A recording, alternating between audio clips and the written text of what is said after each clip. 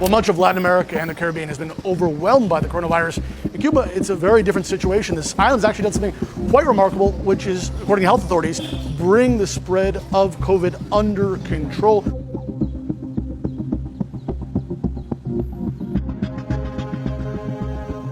Officials said that it really shows that their program here of closing the borders, of extensive contact tracing, of isolating sick people in hospitals, of making everyone wear face masks in public, that has worked.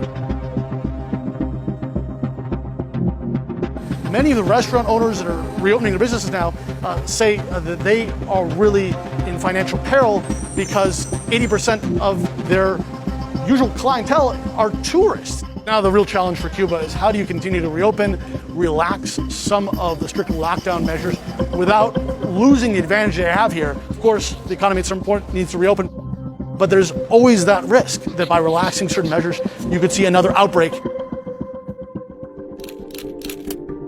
Israel went from being one of the countries that truly looked like it was leading the world in terms of combating coronavirus and getting towards reopening to being one of those countries that is very much in its second wave and seeing the numbers of coronavirus cases surge.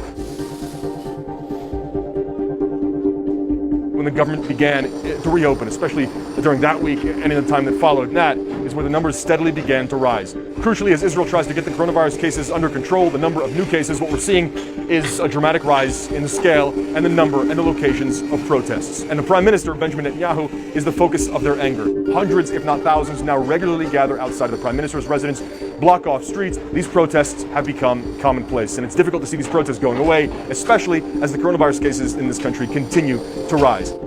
Restrictions seem to change on an almost daily basis, and there's a lesson there for the rest of the world. When things are reopened too quickly, without proper restrictions, without proper protections for everybody, the question is the rest of the world watching the lesson that's unfolding here in terms of coronavirus? Over the past days, we've seen in excess of 50,000 new cases reported pretty much every 24 hours.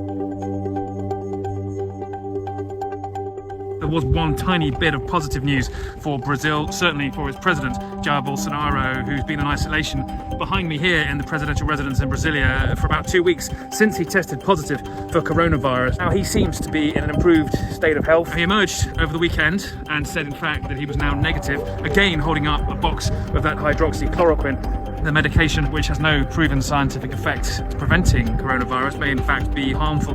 But he's emerged from this disease with what he says are symptoms and an experience that he will say validates his idea that it isn't a big deal, as everyone seems to say. Well, I'm sure, like many concerned, the government's going to continue to play it down, but the numbers are horrific here.